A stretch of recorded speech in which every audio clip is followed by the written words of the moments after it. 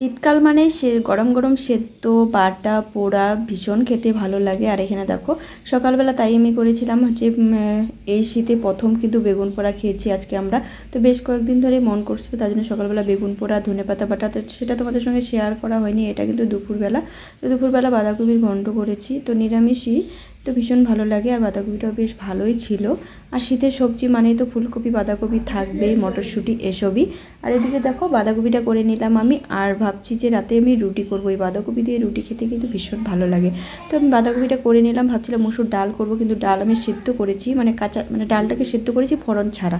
তো যেটা রাজদীপ রণদীপ ভীষণ পছন্দ করে, আর বাবা অতটাও পছন্দ করে না। আর আমি মসুর ডাল কিন্তু সেরকম একটা খাই না। আর এদিকে দেখো দুধটাও আমি জাল বসিয়ে দিয়েছি। আর এদিকে তোমাদের সঙ্গে শেয়ার করতে করতে দুধ কিন্তু উতলে পড়ে গেছে। আর তোমরা জানোই, দেখো রান্না করার পরে রান্নাঘরটাকে পরিষ্কার করে দিলাম। আর এই যে মানে গ্যাসের যে ঝিকটা, মানে এত নোংরা হয়ে গেছে না কি বলবো তোমাদের। দেখো ভাত রান্না করে উঠলে পড়লে কিন্তু যদি সময় মতো ঢাকনাটা নামা না যায়, তো একদম কেমন একটা হয়ে যায়, বাজে হয়ে যায়।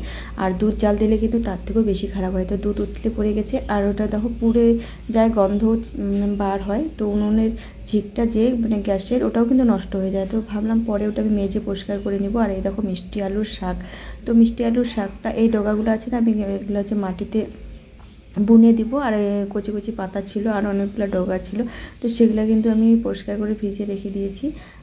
তার কারণ হচ্ছে কালকে হচ্ছে শনিবার, রবিবারে পরশু দিন হচ্ছে ঝোল শাক রান্না করব। ভীষণ ভালো লাগে পুঁইয়ের পাতা আর হচ্ছে মিষ্টি আলু শাক দিয়ে, মানে ঝোল শাক রান্না করলে ভীষণ ভালো লাগে পেঁয়াজ দিয়ে, রসুন দিয়ে।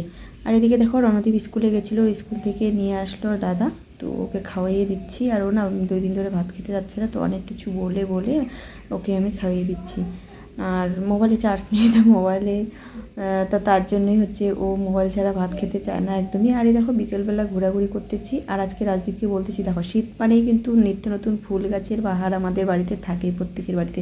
তো আমিও ভাবছি কয়েকটা টব কিনবো, আর বাড়িতে কয়েকটা টব আছে, মানে ফুলের টব। তো এখানে দেখো মাটিতে মানে গোবর সারওয়ালা মাটি, এখন তো চারদিকে জল, তো গোবরের ঠিকিতে কিন্তু শুকনো গোবর আমরা পাবো না। তার জন্য কিন্তু বস্তাতে যে ভরানো ছিল সেগুলো কিন্তু রাজদীপ আর আমি দুজনে মিলে ধরে এক জায়গায় রেখে দিয়েছি। সেটা হাত দিয়ে ডলে একদম ফিনিশিং করে রেখে দিব, যাতে টবের মধ্যে দিতে সুবিধা হয় গাছ লাগানোর।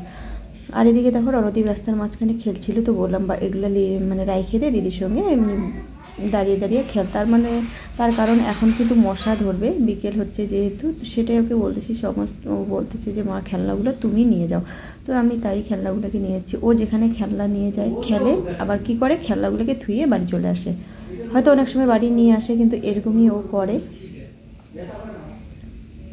তো তাই আমি রণদীপকে বকাবকি করতেছি। তো চলো দেখো, আর এই দেখো মাটিতে কিন্তু আমি ধনেপাতা, যখন বৃষ্টি শুরু হয়, তো আমাদের পালানে কিন্তু এই ধনে চারাগুলা মানে বোনার কথা ছিল, তারপরে বৃষ্টির জল বাজায়, তারপরে কিন্তু আর বোনা হয়নি। তো চারাগুলো নষ্ট হবে, তার জন্য আমি কী করলাম, বস্তার মধ্যে বুনে দিয়েছিলাম।